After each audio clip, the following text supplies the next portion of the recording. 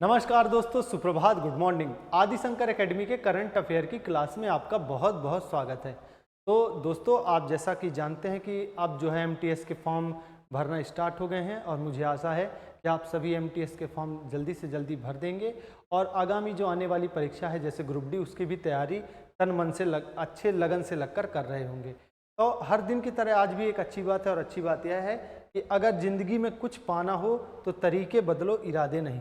तो आप जिस भी लक्ष्य के लिए जो भी तैयारी कर रहे हैं, अगर बार बार तैयारी करने के बाद भी, बार बार प्रयास करने के बाद भी आपको इच्छित लक्ष्य की प्राप्ति नहीं हो रही है, तो निश्चित ही आपको अपने तरीकों में बदलाव करने की आवश्यकता है, क्योंकि जिन तरीकों को आप अपना रहे हैं उसमें आप उस लक्ष्य तक पहुंच पाएंगे ऐसा संभव नहीं प्रतीत होता है।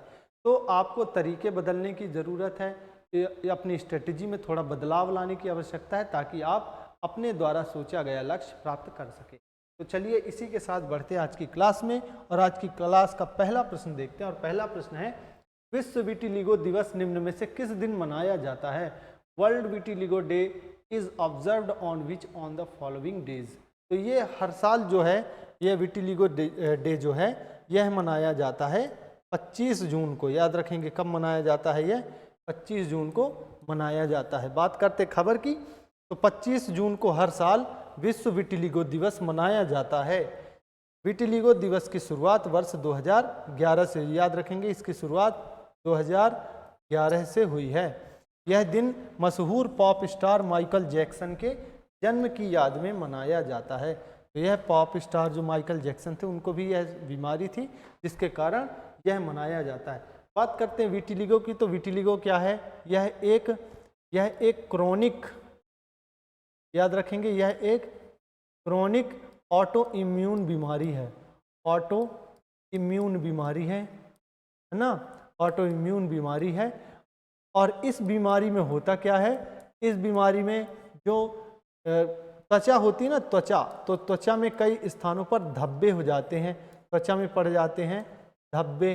तो सफ़ेद रंग के धब्बे होते हैं, गुलाबी रंग के धब्बे, ऐसे हाथों में, पैरों में, गर्दन वाले इलाके में ऐसे धब्बे पड़ जाते हैं। इन्हीं धब्बों को कहा जाता है विटिलिगो। और ये धब्बे क्यों पड़ जाते हैं? क्योंकि त्वचा में कोशिका होती है एक, जिसे बोलते हैं मेलानोसाइड। मेलानोसाइट्स कोशिकाएं होती हैं, मेलानोसाइट्स। ये मेलानोसाइट्स कोशिकाएं क्या करती हैं? ये मेलेनिन बनाने का काम करते हैं, मेलेनिन। और मेलेनिन है क्या?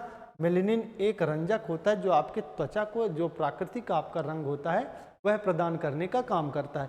तो ये जो मेलेनिन का प्रोडक्शन होता है, यह रुक जाता है मेलेनोसाइट्स के मर जाने के कारण। तो जब ये कोशिकाएं मरती हैं तो मेलेनिन बनता नहीं और जगह जगह पर ऐसे धब्बे पड़ जाते हैं। इन्हीं धब्बों की इस बीमारी को कहते हैं विटिलिगो। और ये विटिलिगो से हालांकि कुछ ज़्यादा असर पड़ता नहीं बॉडी पर, कोई भी ऐसा कुछ नुकसान नहीं होता, लेकिन देखने में ये अच्छे नहीं लगते। इसमें से कॉन्फिडेंस की कमी आ जाती है व्यक्ति में, क्योंकि जगह जगह पर धब्बे हो जाते हैं। और इस बीमारी को अच्छे रूप में देखने के लिए, इसके लिए सकारात्मक सोच बनाए रखने के लिए यह दिवस जो है विश्व विटिलिगो दिवस 25 जून को मनाया जाता है। चलिए बढ़ते अगले प्रश्न की बात करते हैं। तो अगला प्रश्न है, हाल ही में किसने अपनी आत्मकथा the one cricket my life and more लिखी है? Who has recently right his autobiography the one cricket my life and more? तो ये लिखी है भारत के जो स्टार ओपनर बल्लेबाज, पूर्व ओपनर बल्लेबाज शिखर धवन है, उनके द्वारा। बात करते खबर की, तो शानदार पूर्व सलामी बल्लेबाज शिखर धवन ने अपनी आत्मकथा लिखी है, जिसमें उन्होंने अपने संबंधों से लेकर मित्रता तक अपने आसपास के सभी विवादों के बारे में बताया है, चाहे वह मैदान के बाहर हो या मैदान के अंदर हो। इस बात को लेकर उन्होंने अपने जीवन की जितनी भी अच्छी या बुरी बातें हैं, उस सभी को इस पुस्तक में लिखा है। शिखर धवन बहुत ही बढ़िया बल्लेबाज थे और वर्ष 2013 की जो चैंपियंस ट्रॉफी हुई थी ना, उस चैंपियन ट्रॉफी में ये मैन ऑफ द टूर्नामेंट भी रह चुके थे। चैंपियन ट्रॉफी में ये मैन ऑफ द टूर्नामेंट थे, man of the tournament MOTP थे। और ये वर्ष 2010 में इन्होंने वनडे में पदार्पण किया था और वर्ष 2014 में इन्होंने टेस्ट में भी पदार्पण किया था, यानी डेब्यू किया था। और इन्होंने अभी कुछ दिन पहले ही संन्यास की घोषणा कर दी है ना। अब ये पूर्व भारतीय खिलाड़ी बन गए, पूर्व भारतीय ओपनर बन गए हैं, जो कि बहुत ही अच्छे तरीके से खेलते थे, बहुत ही महान खिलाड़ियों में इनका नाम शुमार है। तो चलिए बढ़ते अगले प्रश्न की बात करते हैं। अगला प्रश्न है, हाल ही में कौन देश का सबसे वैल्यूएबल ब्रांड बना है? Who has recently become the countries most valuable brand? तो ये बन गया है टाटा ग्रुप। ये पहले से ही वैल्यूएबल था, लेकिन अब जो है अब और भी ज़्यादा वैल्यूएबल बन गया। बात करते खबर की, तो ब्रांड फाइनेंस की रिपोर्ट के अनुसार भारत की टॉप 100 कंपनियों का संयुक्त ब्रांड वैल्यू 236.5 बिलियन डॉलर तक पहुंच गया है। यह बैंकिंग, टेक्नोलॉजी, फाइनेंस, इंफ्रास्ट्रक्चर और हॉस्पिटैलिटी समेत विभिन्न क्षेत्रों में प्रमुख भारतीय ब्रांडों के ग्रोथ को दर्शा रही है। तो जिसमें कि सबसे ज़्यादा वैल्यूएबल जो ब्रांड बनकर उभरा है वह है टाटा ग्रुप। चलिए बात करते हैं टाटा ग्रुप की। तो टाटा ग्रुप की स्थापना हुई थी 1869 में। 1869 में स्थापना हुई थी और ये स्थापना की थी जमशेद जी नुसरवान जी टाटा ने। जमशेद जी नुसरवान जी टाटा ने इस ग्रुप की शुरुआत की थी। और ये जो ग्रुप है यह एक मल्टीनेशनल यानी बहुराष्ट्रीय कंपनियों का एक ग्रुप है, जिसमें बहुत सारी कंपनियां इस टाटा ग्रुप में, जैसे TCS हो गया और टाटा 1mg करके एक मेडिकल जो दवाइयाँ देती हैं 1mg करके, ये भी एक ग्रुप है। और Tata iron and steel company TISCO के नाम से जिसको जानते हैं, यह भी इसी ग्रुप का हिस्सा है। और आप देखते होंगे एयर इंडिया जो है अब टाटा ग्रुप का हिस्सा है। और इसके साथ साथ टाटा मोटर्स भी टाटा ग्रुप का ही हिस्सा है। तो इतने जितने भी बड़े बड़े इनके उपक्रम हैं ये सब टाटा ग्रुप का हिस्सा कहलाते हैं। और ये बहुत ही बड़ी कंपनी, 160 प्लस देशों में इसका कारोबार है ना। इस कंपनी में लगभग 10,30,000 से अधिक कर्मचारी हैं। 10,30,000 प्लस कर्मचारी इस समूह में काम करते हैं। तो अभी कुछ दिन पहले ही इसके जो अध्यक्ष रह चुके थे, पूर्व अध्यक्ष, इसके मालिक थे जो रतन टाटा, उनका निधन हो गया है ना। उन्हें भारत रत्न मिला था, वो इसी कंपनी के अध्यक्ष थे। तो बात करते हैं अगले प्रश्न की। तो अगला प्रश्न है, हाल ही में भारत का पहला बटरफ्लाई सेंचुरी किस राज्य में स्थापित किया जाएगा या किया गया है? In which state has India's first butterfly sanctuary been established recently? तो ये केरल राज्य है। केरल राज्य में पहला बटरफ्लाई जो सेंचुरी है उसको स्थापित किया जाएगा। बात करते खबर की।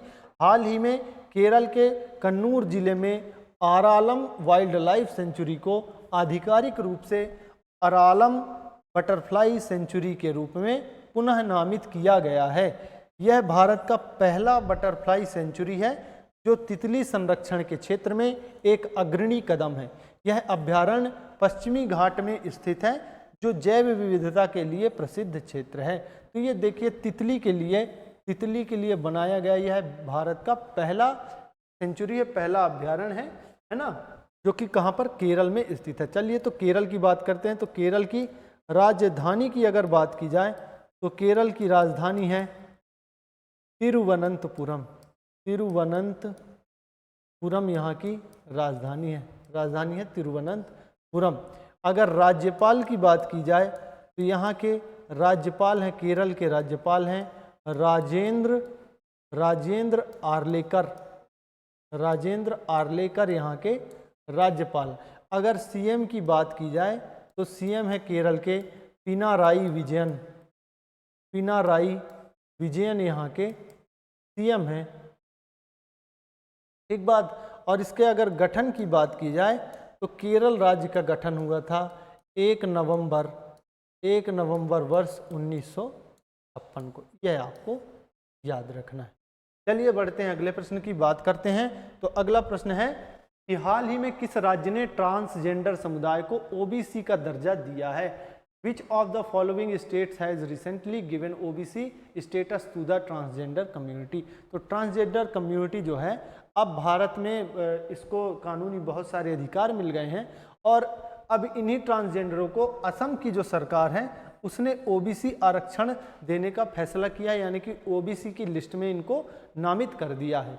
बात करते खबर की, तो असम के मुख्यमंत्री हेमंता बिस्वा शर्मा ने 23 जून 2025 को घोषणा की है कि असम में ट्रांसजेंडर समुदाय को अब ओबीसी अन्य पिछड़ा वर्ग का दर्जा दिया जाएगा, यानी कि इनको ओबीसी समुदाय में या ओबीसी वर्ग में जितनी भी महत्वपूर्ण चीज़ें जैसे आरक्षण का लाभ हो या पदोन्नति में थोड़ा बहुत कोटा हो, और या जितनी भी सरकारी स्कूलों या सरकारी जगहों पर इनको छात्रवृत्ति या अन्य सुविधाएं देने की बात हो, जो भी ओबीसी को मिलता है वो सारे लाभ इनको भी अब दिए जाएंगे, ट्रांसजेंडरों को भी।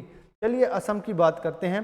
तो असम राज्य का गठन की बात की जाए तो गठन हुआ था 26 जनवरी 1950 को, लेकिन इसका विभाजन हुआ 21 जनवरी 1972 को। इसका एक बार फिर से विभाजन हुआ और अब वर्तमान में यह असम बन गया। ठीक है, और अगर इसके राजधानी की बात की जाए तो असम राज्य की राजधानी है दिसपुर। दिसपुर यहाँ की राजधानी है, असम की राजधानी है दिसपुर। और राज्यपाल की बात की जाए तो यहाँ के राज्यपाल हैं लक्ष्मण आचार्य। लक्ष्मण आचार्य यहाँ के राज्यपाल हैं। और सीएम की अगर बात की जाए, चीफ मिनिस्टर या मुख्यमंत्री की बात की जाए तो मुख्यमंत्री हैं हेमंता बिस्वा शर्मा। हेमंता बिस्वा शर्मा यहाँ के चीफ मिनिस्टर हैं, मुख्यमंत्री हैं। चलिए बढ़ते हैं, अगले प्रश्न की बात करते हैं। अगला प्रश्न है, केंद्रीय माध्यमिक शिक्षा बोर्ड सीबीएसई ने किस वर्ष से 10वीं की बोर्ड परीक्षा को वर्ष में 2 बार करवाने की घोषणा की है। तो सीबीएसई बोर्ड जो है भारत का केंद्रीय बोर्ड है और इसने अब साल में 2 बार परीक्षाएं कराने का निर्णय लिया है, और ये जो निर्णय है यह लागू होगा वर्ष 2026 से। बात करते खबर की, तो सीबीएसई ने वर्ष 2026 से कक्षा 10 के छात्रों को साल में 2 बार परीक्षा कराने की घोषणा की है। ये परीक्षाएं फरवरी में और फिर मई में आयोजित की जाएंगी, यानी कि एक पेपर होगा कब, फरवरी में, एक बार परीक्षा होगी फरवरी में और दूसरी बार परीक्षा होगी मई में। याद रखेंगे, दूसरी बार परीक्षा होगी मई में। छात्रों के लिए फरवरी में पहला प्रयास अनिवार्य होगा, यानी कि जो पहली बार परीक्षा होगी वह सभी को देनी होगी। याद रखेंगे, सभी को देनी होगी पहली परीक्षा, जबकि मई में दूसरा मौका लेना वैकल्पिक है। यानी कि कहने का मतलब यह है कि मान लीजिए कोई भी छात्र है वह फरवरी में अपना एग्ज़ाम देता है और किसी कारणवश उसके कम नंबर रह जाते हैं, तो वह फिर से पढ़ाई करके, फिर से तैयारी करके अपने अंकों को मई में परीक्षा देकर सुधार सकता है। तो इस सुधार के लिए ही ऐसा रास्ता अपनाया गया सीबीएसई के द्वारा, और साल में अब 2 बार परीक्षाएं सीबीएसई आयोजित कराएगा वर्ष 2026 से, ये आपको ध्यान रखना है। तो बढ़ते हैं, अगले प्रश्न की बात करते हैं। हाल ही में किस राज्य सरकार ने शक्तिपीठ एक्सप्रेसवे योजना को मंजूरी दी है। Which state government has recently approved the शक्तिपीठ एक्सप्रेसवे प्रोजेक्ट। तो ये जो राज्य है, यह राज्य है महाराष्ट्र, और ये शक्तिपीठ एक्सप्रेसवे जो है यह महाराष्ट्र से गोवा राज्य तक जाएगा। महाराष्ट्र से गोवा राज्य तक, है ना, 2 राज्यों में यह, महाराष्ट्र से गोवा, और लगभग 11 जिलों को कवर करेगा। कितने जिलों को? 11 जिलों को कवर करता हुआ यह गोवा तक जाएगा। और इसका नाम शक्तिपीठ एक्सप्रेसवे इसलिए रखा गया है क्योंकि ये 3 शक्तिपीठों से भी होकर गुजरेगा। 3 शक्तिपीठ और 2 ज्योतिर्लिंग, और 2 ज्योतिर्लिंगों के अलावा यह पंढरपुर समेत करीब ऐसे 18 धार्मिक स्थल हैं। इन 18 धार्मिक स्थलों से होकर यह गुजरेगा। याद रखना, यह 18 धार्मिक स्थलों से होकर गुजरेगा, है ना। 3 शक्तिपीठ की अगर बात की जाए तो एक है महालक्ष्मी मंदिर है, महालक्ष्मी मंदिर, और ये महालक्ष्मी मंदिर स्थित है महाराष्ट्र राज्य के कोल्हापुर जिले में, कोल्हापुर में स्थित है महालक्ष्मी मंदिर। और एक और दूसरा मंदिर है तुलजा भवानी मंदिर, तुलजा भवानी मंदिर। तो ये तुलजा भवानी मंदिर स्थिर है धाराशिव में, धाराशिव में। ये धाराशिव अभी नाम बदला गया, नया नाम है धाराशिव। और तीसरा जो मंदिर है वह रेणुका माता मंदिर है, रेणुका माता मंदिर। और ये रेणुका माता मंदिर स्थित है, ये रेणुका माता मंदिर स्थित है महाराष्ट्र के नांदेड़ जिले में, नांदेड़ में स्थित है। तो ये जो 3 प्रमुख जो शक्तिपीठ हैं, इन शक्तिपीठों से होकर यह एक्सप्रेसवे गुजरेगा, इसलिए इसका नाम शक्तिपीठ एक्सप्रेसवे रखा गया है। इस पूरे एक्सप्रेसवे में अनुमानित अगर लागत की बात की जाए तो 80,000 करोड़ रुपए में यह पूरा एक्सप्रेसवे बनकर तैयार हो जाएगा। और महाराष्ट्र से गोवा तक का जो समय था ना, गोवा तक का समय लगता था पहले 18 घंटे और अब यह समय घटकर हो जाएगा 8 घंटे। और इसकी दूरी की बात की जाए तो यह एक्सप्रेसवे लगभग 802 किलोमीटर लंबा होगा। यह भी आपको ध्यान रखना है कि लगभग इसकी लंबाई कितनी होगी, 802 किलोमीटर होगी। 802 किलोमीटर लंबा यह एक्सप्रेसवे बनेगा। तो बात करते हैं अगले प्रश्न की। अगला प्रश्न है, केंद्रीय मंत्रिमंडल ने कहाँ अंतर्राष्ट्रीय आलू केंद्र स्थापित करने की मंजूरी दी है? The union cabinet has approved setting up of an international potato centre. तो ये जो अंतर्राष्ट्रीय पोटैटो सेंटर है यह खोला जाएगा आगरा में, आगरा के पास खोला जाएगा। बात करते खबर की, तो अंतर्राष्ट्रीय आलू केंद्र की स्थापना आगरा में होगी। इसकी घोषणा 25 जून 2025 को केंद्रीय मंत्रिमंडल द्वारा की गई है। यह सिंगना आगरा उत्तर प्रदेश में स्थापित होगा और इस परियोजना की लागत लगभग 111.5 करोड़ होगी।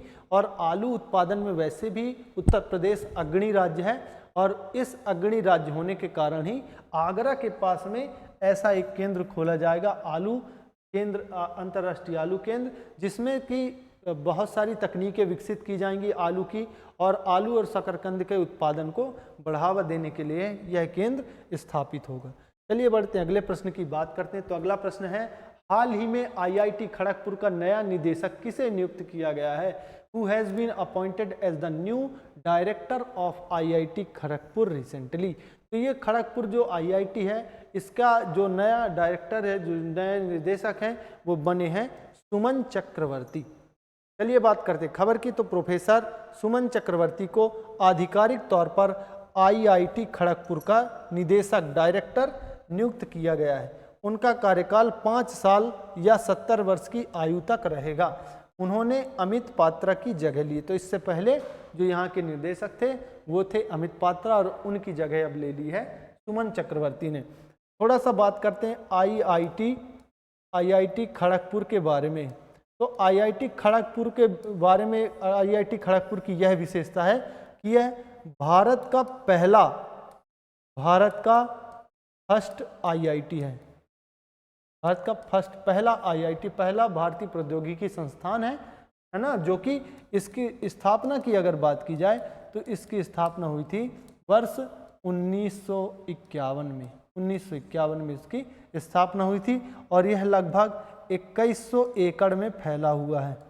याद रखेंगे, यह 2100 एकड़ में फैला हुआ है और इसमें पढ़ने वाले छात्रों की संख्या की अगर बात की जाए तो लगभग 15,600 प्लस छात्र यहाँ पर शिक्षा ग्रहण करते हैं। यानी कि यूजी, पीजी और पीएचडी करने वाले जितने भी अलग अलग तरह के कोर्सेज हैं उन सभी में विद्यार्थियों की संख्या लगभग 15,600 है। और ये आईआईटी जो है भारत का सबसे पुराना आईआईटी है, आईआईटी खड़गपुर। यह भी याद रखेंगे। तो बहुत ही विश्वसनीय संस्थान है ये भारत का, और इसके जो अब निर्देशक बदल गए हैं। तो दोस्तों, आज के करंट अफेयर की वीडियो में हम आपके लिए इतने ही प्रश्न लेकर आए थे। वीडियो के अंत तक बने रहने के लिए आप सभी का बहुत बहुत धन्यवाद। हमारी वीडियो को इसी तरह से लाइक करते रहें, कमेंट के माध्यम से अपने सुझाव हम तक पहुंचाते रहें और हमारी वीडियो को अधिक से अधिक लोगों तक शेयर करें। अपने व्हाट्सएप, इंस्टाग्राम या फेसबुक पर स्टोरी लगाएं या शेयर करें और हमें सपोर्ट करते रहें। हमारे चैनल को अधिक से अधिक सब्सक्राइब करने को भी कहें। आप सभी का बहुत बहुत धन्यवाद। जय हिंद, जय भारत।